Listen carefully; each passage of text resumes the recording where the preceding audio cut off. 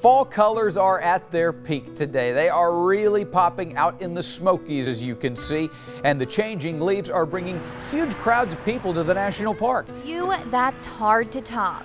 The Smokies right now, a sea of red, yellow, and orange. These are the Great Smoky Mountains in October. It's a site that has people from all over the country flocking to Gatlinburg. This weekend, one of the peaks this year for colors in the trees. Turning now to the Smokies, where fall colors are peaking this weekend. And judging by the cars, packed parking lots, and congested roads, many people got the memo. The park says this is a really good time to do that because it's actually really hard to predict how long the colors will last. It's a view you can't get just anywhere, but if you're lucky enough to see it, it's one you'll never forget.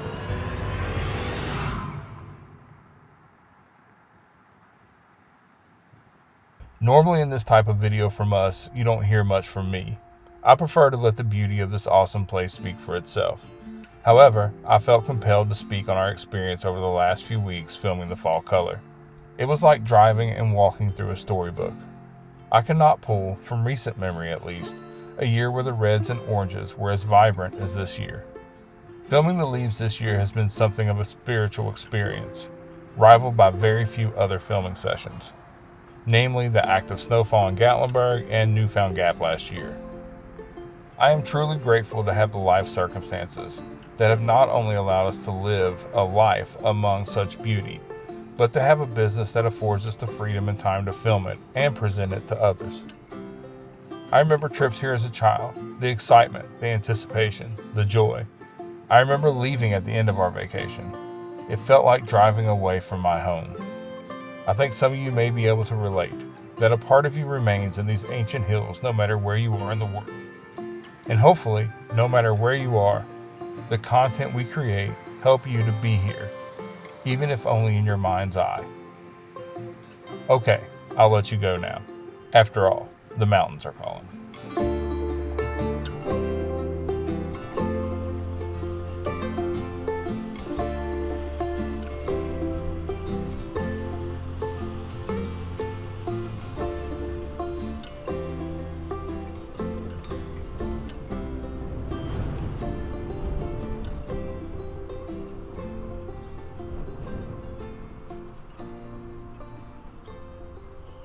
Okay. The yellows and the oranges will be the same yellow, same orange on that tree. But the trees that do the reds, Right. it has something to do with the amount of sugars they absorb from the soil. So it depends on the rain. So the amount of rain, yeah. So I think really we probably would have had a bland year if not for the rains that we got during Hurricane Helene and right before Hurricane Helene too. So you kind of, in your mind, you kind of remember, oh, I remember seeing some beautiful trees over here.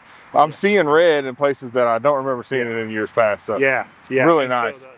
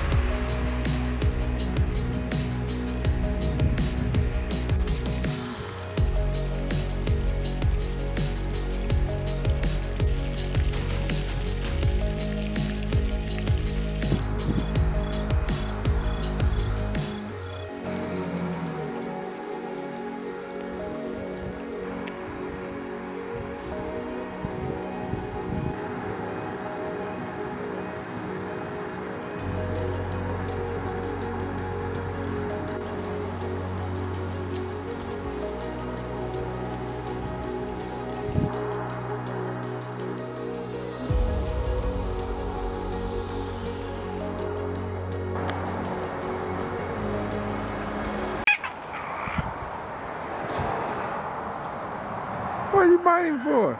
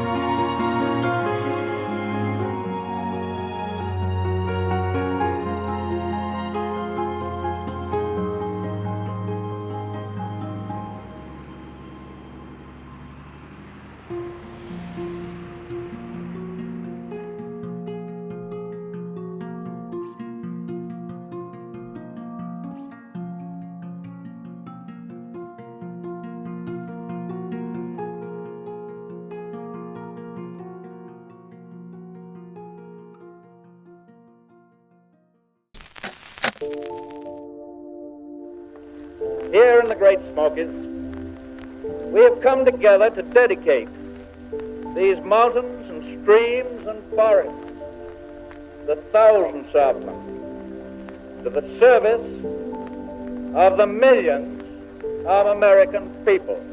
Around us here, there are trees that stood before our forefathers ever came to this continent. There are brooks that still run as clear as on the day that the first pioneer cupped his hand and drank from them. In this park, we shall conserve these trees, the pine, the redbud, the dogwood, the azalea and the rhododendron. We shall conserve the trout and the thrush for the happiness of the American people. And we must counter the agents of dictators within our own nation. It is good and right that in all of this we should conserve these mountain heights for the benefit of the American people. But in this hour we have to safeguard a greater thing: the right of the people of this country to live as free men. Our vital task of conservation is to preserve the freedom that our forefathers won in this land, and the liberties that were proclaimed in our Declaration of Independence and embodied in the Constitution. The ideals of the American way of life can and will be attained by working everlastingly for the good of the whole and not for the good of any one privileged group. I hope, for example, that 100 years from now, the Great Smoky National Park will still belong in practice as well as in theory to the people of a free nation. I hope it will not belong to them in theory alone, and that in practice the ownership of this park will not be in the hands of some strange kind of government puppet. I hope the use of it will not be confined to people who come hither on government-specified days and on government-directed tours. I hope that roads, paths, and trails will still be built in the cause of the liberty of recreation and not confined to the ulterior purposes of a war machine controlled by an individual or by an oligarchy.